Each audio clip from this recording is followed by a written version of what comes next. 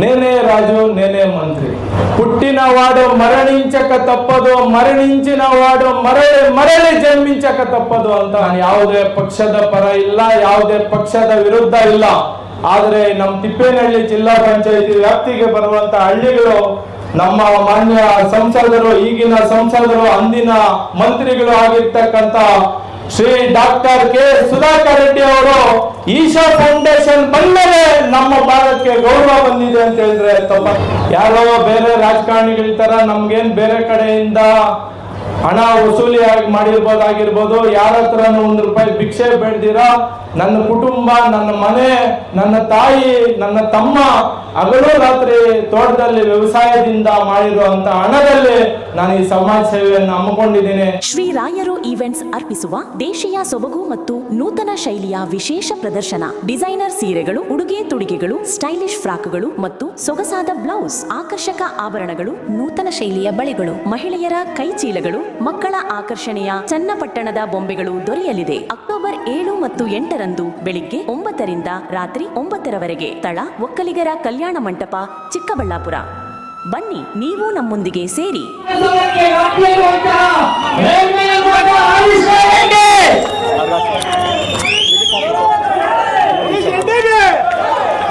ಇಷ್ಟೊಂದು ಅದ್ಭುತ ಕಾರ್ಯಕ್ರಮ ರೂಪು ಬರಬೇಕು, ಈ ಕಾರ್ಯಕ್ರಮ ಯಶಸ್ವಿ ಆಗ್ಬೇಕಂದ್ರೆ ಏನ್ ಇವತ್ತಿನ ದಿನ ನಾವು ವೇದಿಕೆ ಮೇಲೆ ಇದ್ದೀವಿ, ಮಹಾನ್ ಗಣ್ಯ ವ್ಯಕ್ತಿಗಳು, ನಮ್ಮ ನಾಯಕರು, ನಮ್ಮ ಗುರುಗಳು, ನಮ್ಮ ಸಿನಿಮಾ ನಟ ನಟಿಯರು ಈ ಎಲ್ಲರೂ ಕೂಡ ವೇದಿಕೆ ಮೇಲೆ ಇದ್ದಾರೆ.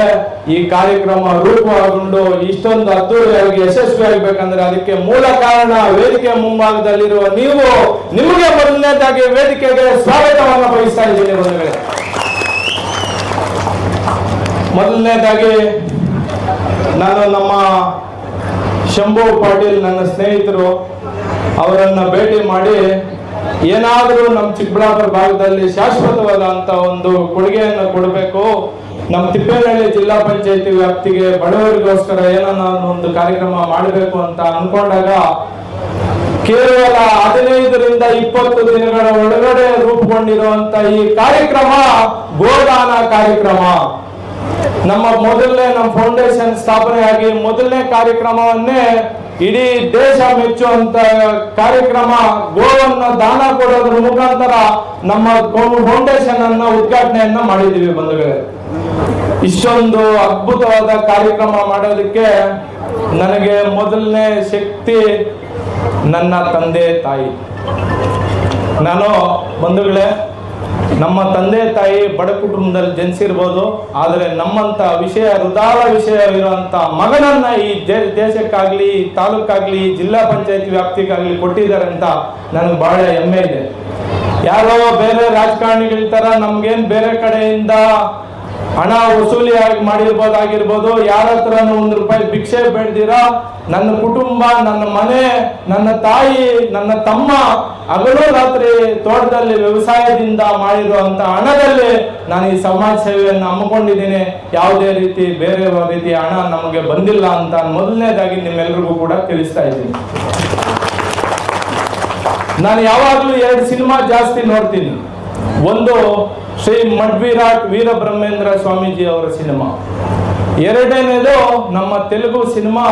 ಬಹಳಷ್ಟು ಜನಕ್ಕೆ ಗೊತ್ತಿಲ್ಲ, ನೋಡ್ಬೇಕಂತ ನಾನು ಮತ್ತೊಮ್ಮೆ ಮನವಿ ಮಾಡ್ತೀನಿ, ನೇನೇ ರಾಜು ನೇನೇ ಮಂತ್ರಿ. ನಾನು ಸಮಾಜ ಸೇವೆಗೆ ಏನಕ್ಕೆ ಬಂದೆ ಅಂತ ಮಡ್ವಿರಾಟ್ ವೀರಬ್ರಹ್ಮೇಂದ್ರ ಸ್ವಾಮೀಜಿ ಅವರ ಸಿನಿಮಾ ತಿಳಿಸಿದ್ರೆ, ರಾಜಕೀಯಕ್ಕೆ ಯಾಕೆ ಬರಬೇಕು ಅಂತ ನೇನೇ ರಾಜು ನೇನೇ ಮಂತ್ರಿ ಸಿನಿಮಾ ತೋರಿಸಿದೆ. ಬಂಧುಗಳೇ, ಮನುಷ್ಯ ಹುಟ್ಟಿದಾಗ್ಲಿಂದ ಸಾಯೋವರೆಗೂ ತನ್ನ ಅನೇಕ ಕಾರ್ಯಕ್ರಮಗಳನ್ನ ಸಮಾಜಕ್ಕೋಸ್ಕರ ಕೊಡೋರ ಬೆಳವಣಿಗೆಯಲ್ಲಿ ಎಷ್ಟೋ ಜನ ಸಮಾಜಕ್ಕೆ ಅವ್ರದೇ ಆದಂತ ಕೊಡುಗೆಗಳನ್ನು ಕೊಟ್ಟಿದ್ದಾರೆ. ಅವರಲ್ಲಿ ನಾನು ಕೂಡ ಒಬ್ಬ ಅಂತ ಹೆಮ್ಮೆಯಿಂದ ಹೇಳ್ಕೊಳ್ತಾ ಇದ್ದೀನಿ ಬಂಧುಗಳೇ. ಮಡ್ವಿರಾಟ್ ವೀರಬ್ರಹ್ಮೇಂದ್ರ ಸ್ವಾಮೀಜಿ ಸಿನಿಮಾದಲ್ಲಿ ಯಾವ ರೀತಿ ನಮ್ಮ ಜನಕ್ಕೆ ನಾವೆಲ್ಲರೂ ಕೂಡ ಸಹಾಯ ಮಾಡಬೇಕು, ಯಾವ ರೀತಿ ಬಡವರ ಪರ ಯೋಜನೆ ರೂಪಿಸಬೇಕು, పుట్టినవాడు మరణించక తప్పదు, మరణించినవాడు మరಳಿ ಮರಳಿ ಜನ್ಮಿಂಚಕ ತಪ್ಪದು ಅಂತ ನಮ್ಮ ವೀರಬ್ರಹ್ಮೇಂದ್ರ ಸ್ವಾಮಿಗಳು ಹೇಳಿದ್ದಾರೆ. ಅದರ ಮುಖಾಂತರ ಈ ಕಾರ್ಯಕ್ರಮದ ಆಯೋಜನೆ ಮಾಡಿ ನಾನು ಎಲ್ರಿಗೂ ಕೂಡ ಏನಾದರೂ ನನ್ನ ಕಡೆಯಿಂದ ಒಂದು ಚಿಕ್ಕ ಅಳಿಲು ಸೇವೆ ಮಾಡ್ಬೇಕಂತ ಹೇಳ್ಬಿಟ್ಟು ನಾನು ಈ ಕಾರ್ಯಕ್ರಮನ ಹಮ್ಮಿಕೊಂಡಿದ್ದೀನಿ. ಅದೇ ರೀತಿ ಎಲ್ಲ ರಾಜಕಾರಣಿಗಳು, ನಾನು ಯಾವುದೇ ಪಕ್ಷದ ಪರ ಇಲ್ಲ, ಯಾವುದೇ ಪಕ್ಷದ ವಿರುದ್ಧ ಇಲ್ಲ. ಆದರೆ ನಮ್ಮ ತಿಪ್ಪೇನಹಳ್ಳಿ ಜಿಲ್ಲಾ ಪಂಚಾಯತಿ ವ್ಯಾಪ್ತಿಗೆ ಬರುವಂತ ಹಳ್ಳಿಗಳು ನಮ್ಮ ಮಾನ್ಯ ಸಂಸದರು, ಈಗಿನ ಸಂಸದರು, ಅಂದಿನ ಮಂತ್ರಿಗಳು ಆಗಿರ್ತಕ್ಕಂಥ ಶ್ರೀ ಡಾಕ್ಟರ್ ಕೆ ಸುಧಾಕರ್ ರೆಡ್ಡಿ ಅವರು ಈಶಾ ಫೌಂಡೇಶನ್ ಬಂದಮೇಲೆ ನಮ್ಮ ಭಾರತಕ್ಕೆ ಗೌರವ ಬಂದಿದೆ ಅಂತ ಹೇಳಿದ್ರೆ ತಪ್ಪಾಗಲಾರದು ಬಂಧುಗಳೇ. ಅದೇ ರೀತಿ ಯಾರು ಒಳ್ಳೇದ್ ಮಾಡಿದ್ರೆ ಅದನ್ನ ಹೊಗಳ್ಬೇಕು, ಯಾರು ಕೆಟ್ಟದ್ದು ಮಾಡಿದ್ರೆ ಅದನ್ನ ನಾವು ಕತ್ತನ್ ಪಟ್ಟಿ ಹಿಡ್ಕೊಂಡು ಕೇಳೋಂತ ಶಕ್ತಿ ನಮ್ಗೆ ಸಂವಿಧಾನ ಬಾಬಾ ಸಾಹೇಬ್ ಅಂಬೇಡ್ಕರ್ ಅವರು ಕೊಟ್ಟಿರೋ ಅಂತ ಶಕ್ತಿ ನಮ್ಮೆಲ್ಲರ ಜೊತೆ ಇದೆ ಬಂಧುಗಳೇ.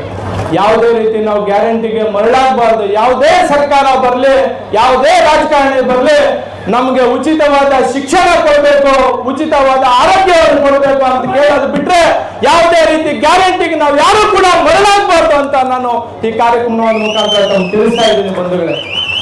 ನಮ್ ದರಿದ್ರ ಏನಂದ್ರೆ ಇಡೀ ವಿಶ್ವಕ್ಕೆ ಖ್ಯಾತಿಯನ್ನು ಪಡೆದಿರೋಂತ ಈಶಾ, ನಮ್ಮ ಶಿವ ಕೂಡ ಬೆಳಗ್ಗೆ ಇದ್ರೆ ಮುಖ ಈ ಕಡೆ ಮಾಡಿರೋದು, ದರ್ಶನ ಬಾರೆ ಮಾಡ್ಬೇಕು. ಎಂತ ದರಿದ್ರ ನಮ್ ನಿರ್ಮಾಣ ಆಗಿದೆ ಅಂದ್ರೆ ನಮ್ಮ ಈಶಾ ಶಿವ ಕೂಡ ಬೆಳಿಗ್ಗೆ ಇದ್ರೆ ಬಾರ್ ದರ್ಶನ ಮಾಡುವಂತ ಕಾರ್ಯಕ್ರಮ ಆಗಿದೆ. ಕಾಂಗ್ರೆಸ್ ಸರ್ಕಾರ ಬಂದ ಮೇಲೆ ಹೆಚ್ಚಿನದಾಗಿ ರಸ್ತೆಗಳ ನಿರ್ಮಾಣ ಆಗಿಲ್ಲ. ಇದನ್ನೆಲ್ಲರೂ ಕೂಡ ಗಮನದಲ್ಲಿ ಇಟ್ಕೊಬೇಕು. ನಮ್ಮ ಮಕ್ಕಳ ಭವಿಷ್ಯ ಮುಂದೆ ಇದೆ. ನಮ್ಮ ತಲಾಂತರ ಇಲ್ಲಿರೋರಂತ ಎಲ್ಲ ಒಂದು 30-40 ವರ್ಷ 50 ವರ್ಷ ಆಗಿದೆ. ಮುಂದೆ ನಮ್ಮ ಭವಿಷ್ಯ ಜಾಸ್ತಿ ಇದೆ.